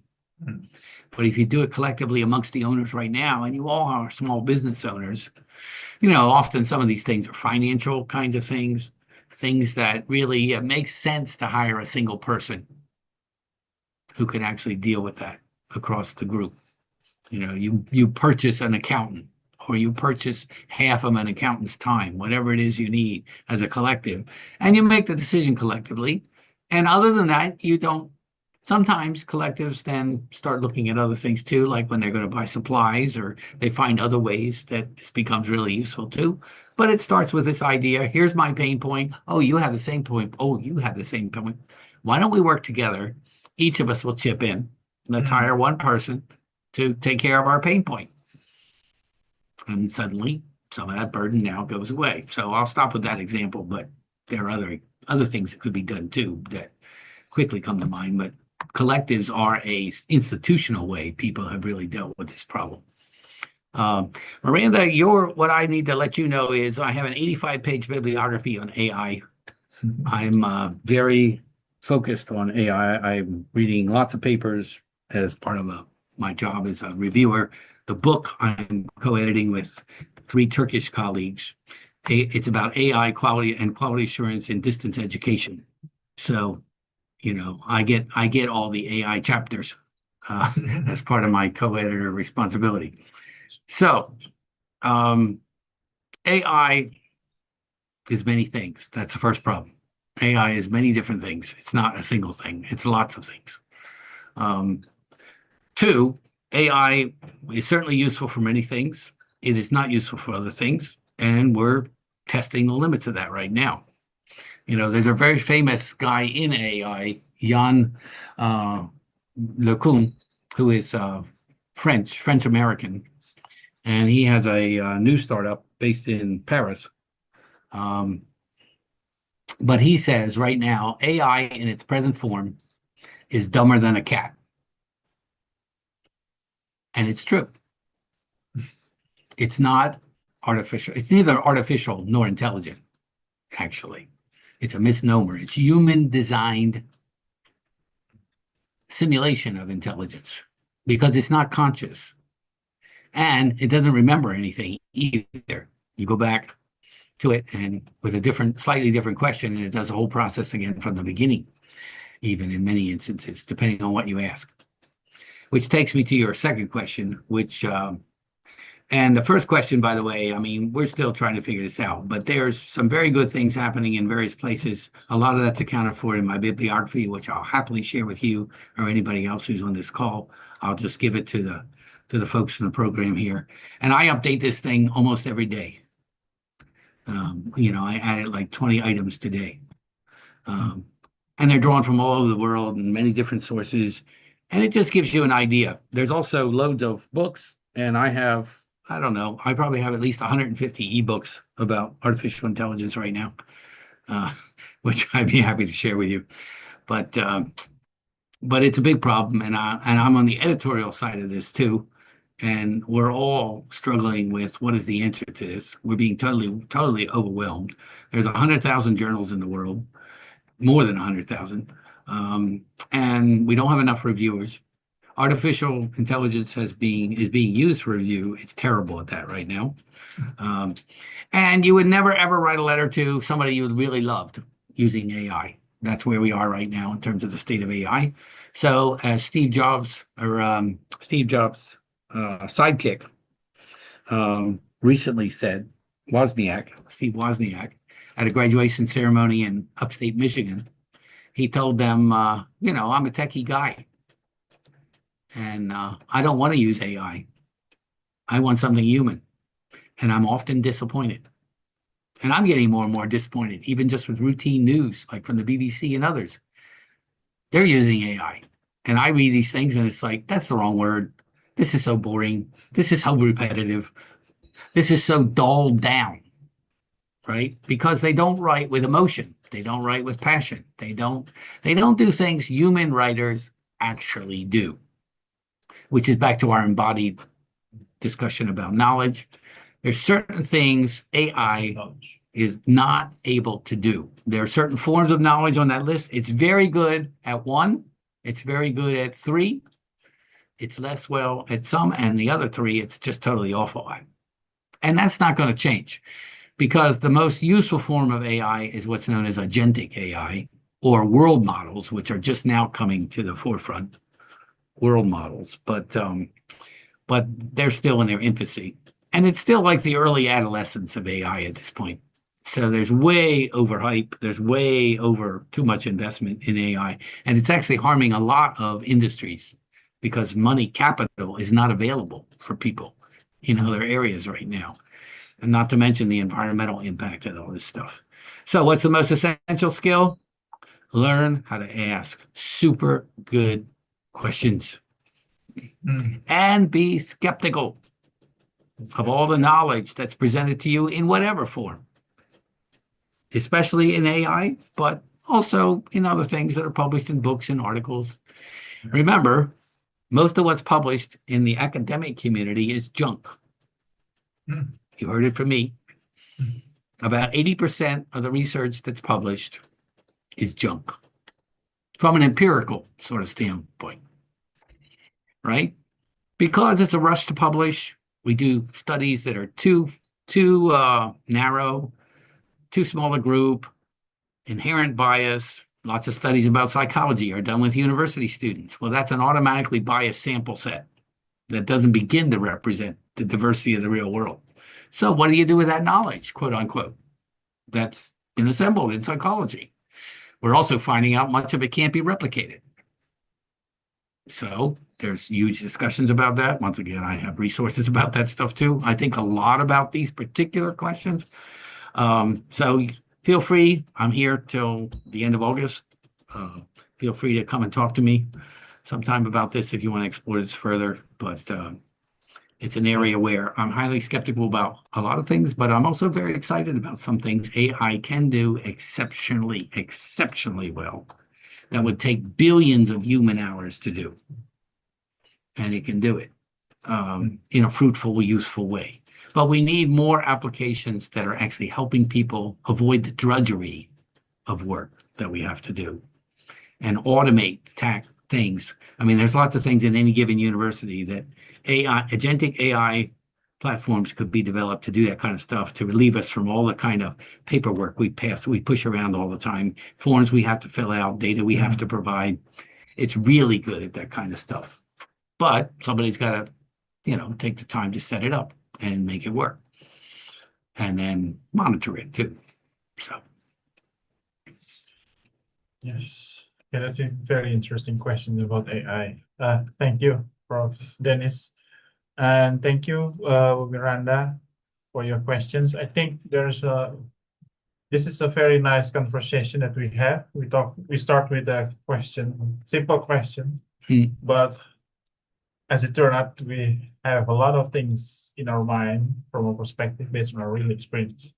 In mine, and as also the students and the audience, we have a lot of experiences that also related to these questions. And we are truly grateful for your insights that you gave us here this evening, Prof. Dennis. I think this is a very, very wonderful opportunity to have to sit here and chat with you, have a discussion conversation. And I think we have arrived at the end of our talk show, and we would like to be grateful. We are very grateful for everyone who participated in this conversation. And just to end this conversation, Prof. Dennis, do you have like a closing comment about entrepreneurial success in organizations? Just a simple comment that maybe everyone can have different kinds of conclusion, but what is your? There's a tourist line that runs ships up and down European rivers, and their motto as a company is "Stay curious." Stay curious. I think that's a great motto for any organization. You're going to survive into the future as an organization if everybody in positions, especially of responsibility and leadership, stays curious. Whatever we think we know about our clients, about our market, about what we're doing, about what we're accomplishing, I always ask questions like, who didn't we reach? Who are we missing? Who's not in our group? Who should be? How do we get to them? How do we involve them? How do we engage them? can somebody else or some other organization do some of what we do? Well, we actually farm it out to somebody else because it frees us up to do what we're really, really good at and get out of the business of what we're really not doing very well, right? Yeah. And, you know, sometimes hard times force us to do that, but we should be routinely doing that. There's certain things that we just should take that out of the business, put it somewhere else, farm it out to somebody else, because it frees us to do what we're really, really super good at. And to do it well, and then we excel, and then we capture more of a market, we capture more of an audience, more of whatever, fill in the blank, right? That it is we're talking about. So stay curious. It will never desert you. And it pays dividends. I'm curious all the time about things. Yeah. And there's also lots of my books coming into the library on the shelves. And I gave UC about 12,000 books, academic books, all in English. That's the bad news. But they are for you to use, and they'll be there long after I'm gone, doing their work. So stay curious. Ask questions. Always ask questions. No such thing as a dumb question. If you wonder about it, so do lots and lots of other people. Thank you, Prof. Dennis. Thank you for everyone who participated. And now I'm handing the session to Mr. Wibi. Right. Thank you, Mr. Joseph, for guiding today's discussions. And also, I would like to thank you, Professor Dennis, for sharing such valuable insight with us. It's been very meaningful talk for today. And let us give another round of virtual applause for our speakers and moderator for today.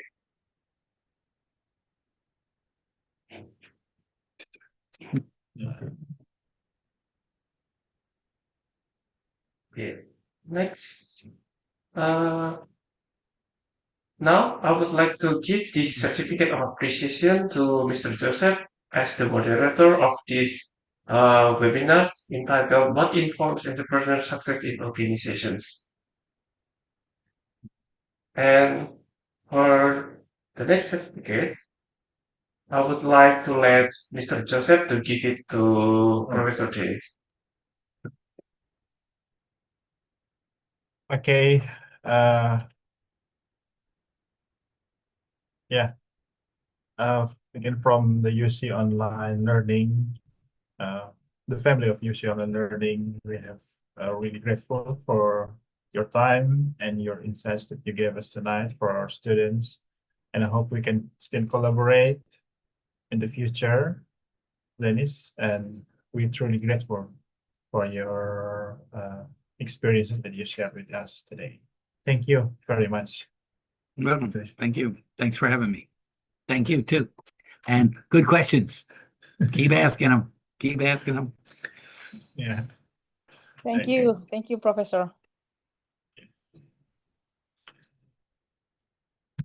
All right. So now let's get into our conversations. So I would like to ask the participants to turn on their camera so that we can take our photo together.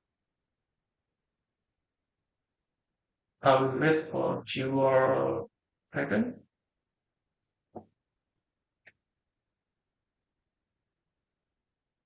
All right.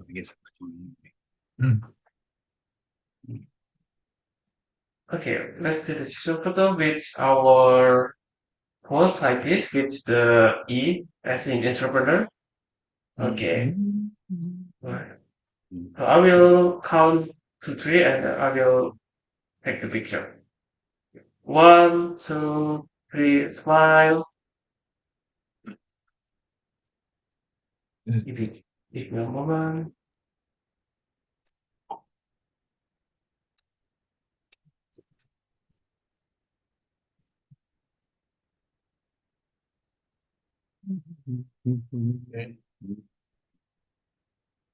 Right.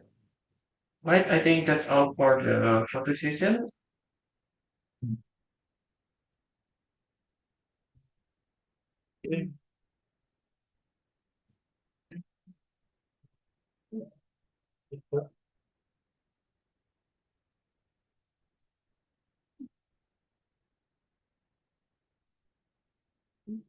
Very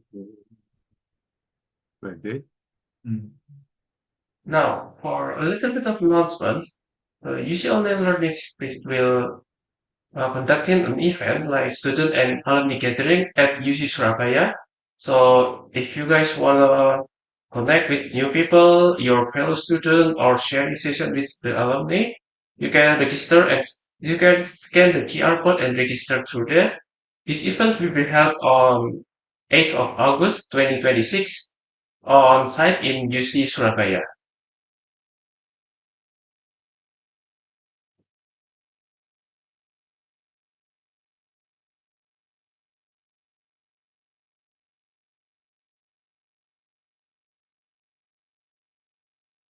Right. Next thing is the attendance for the participants.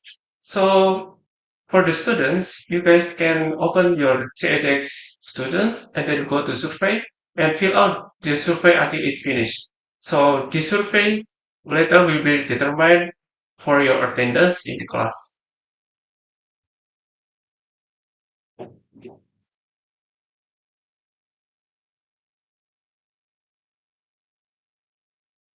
And this survey will be opened until 30 minutes after it opens, which is it's around 8:55 p.m. Now, on behalf of Universitas Ciputra Online Learning and the organizing committee, I would like to thank you, our speakers, moderator, and all participants for joining us today. We hope this session has provided valuable knowledge and new perspective that can be applied in your studies, work, and organizations. We also apologize for any shortcomings during the event. With that, the UC Online Learning Global Talk is officially concluded. Thank you, have a wonderful day, and see you at our next event.